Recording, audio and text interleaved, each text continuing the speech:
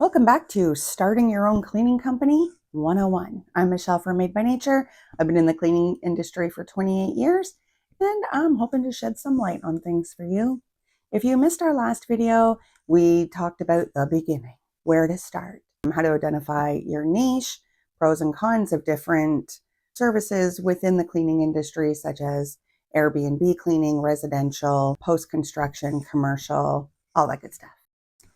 Today, we're going to touch base on some of the not so fun aspects of running a business, whether it be a cleaning business or any other business, and that is the legalities of it. Insurance, sole proprietorship, incorporated, LLC, all that good stuff. So let's start with, do you have to register your business? In Canada, and I believe in the US, you do have to register your business unless you are running your business under your own legal name. So, in other words, my business name is Made by Nature. I am a registered business. If I was running my business under Michelle's Cleaning, then I wouldn't have had to have registered it. In Canada, you are registered for 5 years and then you have to re-register. In the US, you may need to register any state where you're conducting business. So in Canada, I don't really have that problem because the distance between provinces are so huge. Like you've got Ontario is forever big. And then, going to, let's say, BC, you're talking about, I don't know, a week's drive. So obviously I'm not going to be conducting business in BC as well as in Ontario. So I really don't have that problem. If you are from the US, which I know a lot of my followers are, make sure that you check those legalities. It's a simple Google search. Anything that we talk about today is a simple Google search for you. Being incorporated in Canada is the same as, or the equivalent of, LLC in the USA. So let's talk about the benefits of being incorporated or limited liability, LLC in the USA. So in the USA, as well as in Canada, if you are incorporated or LLC, you are protected from your company's liabilities. So your personal assets are protected. So if somebody sues your company, if something happens on the job and maybe, I don't know, you blew up somebody's house, Lord, I hope that never happens, and you get sued, then they can't come after your personal assets. So they can't come after your house and your personal bank account, stuff like that. So, and the same goes for in Canada. So being incorporated in Canada. Profits in your company are passed down to you as personal income, and that's how you're taxed. So you're not double taxed.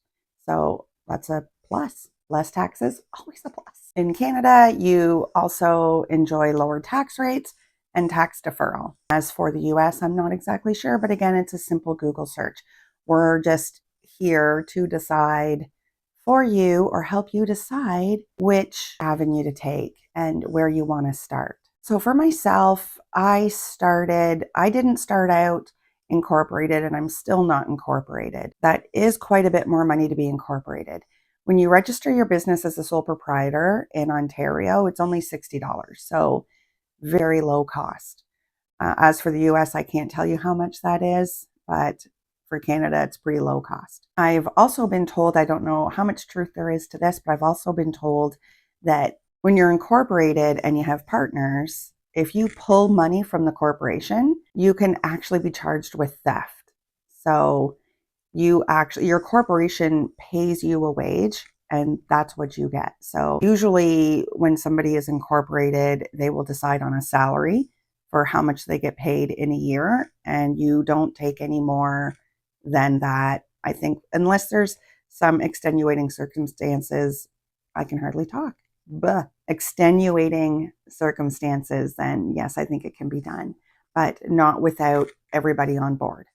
I think something that's important to understand too about registering as a limited liability or LLC company is that you are not fully insured. You're not insured. Your business is not insured. You still have to have insurance.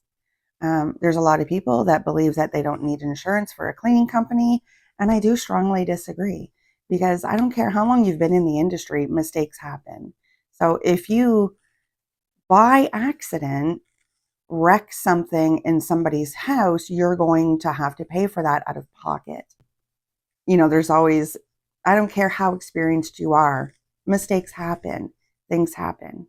So touching base on insurance, how much does insurance cost? Well, insurance really isn't as costly as everybody thinks, and it's totally worth the peace of mind.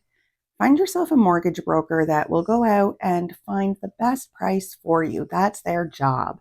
You can let your mortgage broker know what you're looking for. You're going to want liability. You're going to want damage, obviously. You can even have theft, insurance. You can have all kinds of things. I personally have the whole package, and it's just because I do have employees out there working, and I just want to be well protected. I just think that there's something to be said for peace of mind. I pay $130 a month, and it's worth every penny. Let's move on to taxes, everybody's favorite. So I can really only touch base on Canada because that's where I'm from, in Ontario. So in Ontario, for services, we pay HST, which is 13%. Now, when do you register for HST? You don't have to register for HST at the beginning unless you are charging it.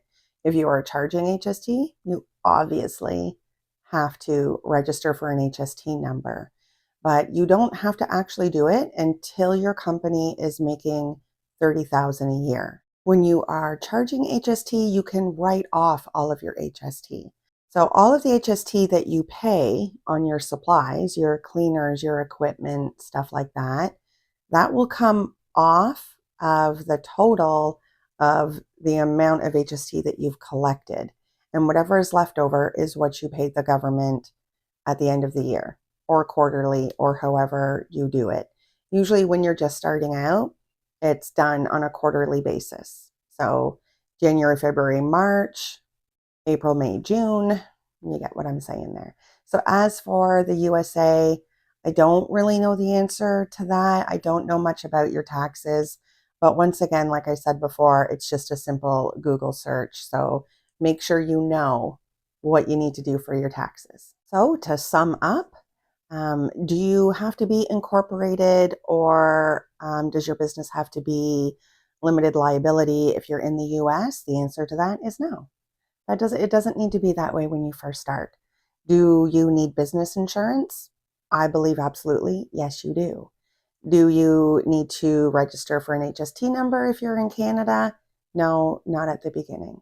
So it's really not that difficult to start your cleaning business. I was going to talk about hiring and stuff like that in this video, but I think I'm going to save that for the next video because I feel like that's going to make this video way too long. And I want to make sure that you guys get all the information that you need. So in our next video, we're going to talk about expanding by hiring employees, maybe some of the pros and the cons, payroll deductions, and all of that stuff. Just things that you might want to consider and have a basic knowledge of before that time comes for you. Make sure you stick around for that, guys. If you've missed anything, remember you can always find my videos in the playlists. And if you have anything to add, you know what to do.